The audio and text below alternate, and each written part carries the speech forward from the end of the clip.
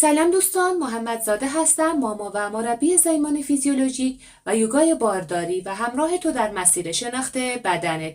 امروز درباره یکی از اون موضوعهای پر از سکوت و پنهان یائسگی صحبت می‌کنیم، یعنی تغییرات جنسی و واژینال در این دوره. موضوعی که خیلی ازش حرف نمیزنن و تأثیرش رو روی زندگی، رابطه و حتی عزت نفس خیلی از خانم‌ها می‌بینیم. با شروع پریمونوپوز سطح استروژن و پروژسترون شروع به نوسان و در نهایت کاهش پیدا میکنه. استروژن فقط مربوط به تخمک گذاری نیستش، بلکه روی گردش خون، بافت واژن، میل جنسی، خلق و خو و حتی پوست و مو تاثیر میذاره. وقتی که این هورمون رفته رفته کاهش پیدا میکنه، متوجه یه سری تغییراتی تو بدنتون میشین که در ادامه توضیح میدم خدمتتون. واژن دیگه رطوبت و لغزندگی سابق رو نداره. نه فقط در رابطه جنسی، بلکه در طول روز ممکنه احساس سوزش، خارش، درد و ناراحتی داشته باشین. به این حالت آتروفی واژن گفته میشه. اینا نشونه پیری نیستن، بلکه نشون دهنده اینه که بدن وارد فاز جدیدی شده. در بعضی خانم‌ها ممکنه میل جنسی کاهش پیدا کنه. علتش فقط مربوط به هورمون‌ها نیستش، بلکه علت‌های مختلفی ممکنه داشته باشه، مثل خستگی مزمن، اضطراب و مهمتر از همه اون تصویر ذهنی که از بدنشین رابطه داره. همه اینا ممکنه باعث کاهش میل جنسی بشن و اون حس مثل قبل نباشه.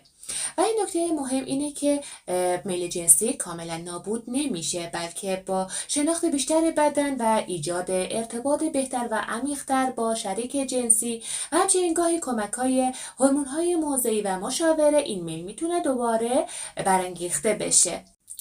وقتی استروژن کم میشه، لایه‌های داخلی واژن نازک و خشک میشن و حتی ممکنه یک رابطه ساده باعث پارگی‌های ریز و خونریزی خفیف و حتی درد بشه.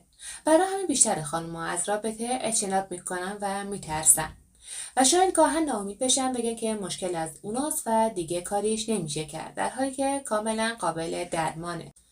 واژن در حالت نرمال محیط اسیدی داره و استروژن به حفظ این تعادل کمک میکنه. وقتی که سطح استروژن کاهش پیدا کنه، ممکنه که باعث تغییر پی‌اچ واژن بشه و نتیجهش چیه؟ اینکه فرد مستعد یه سری عفونت‌های مکرر، عفونت قارچی، خارش، سوزش، ترشحات و درد میشه.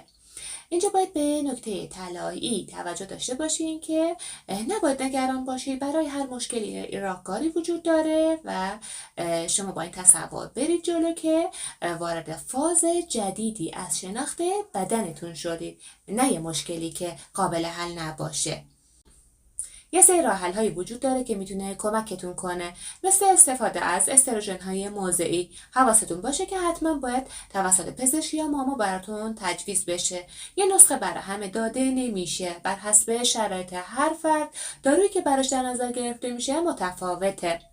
از ژل لوبریکانت هایی که بر پای آب هستش میتونید استفاده کنید و همچنین برای کاهش استرس و اضطرابی که ممکن داشته باشید، تمرینات یوگا و مدیتیشن خیلی کمک کننده هستش.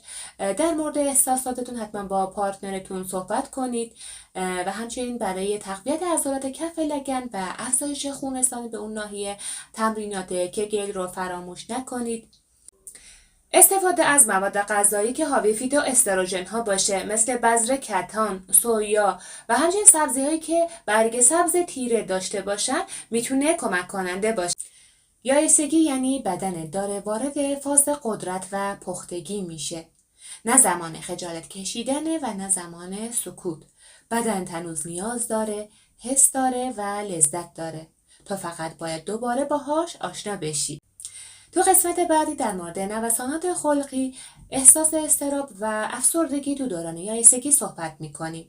اگه چنل رو سابسکرایب نکردین، همین الان لطفاً سابسکرایب کنید و بنده رو حمایت کنید و برای اینکه ویدیوهای بعدی و قسمت بعدی رو از دست ندید، زنگوله رو حتما فعال کنید. تا قسمت بعدی، خدا نگهدار.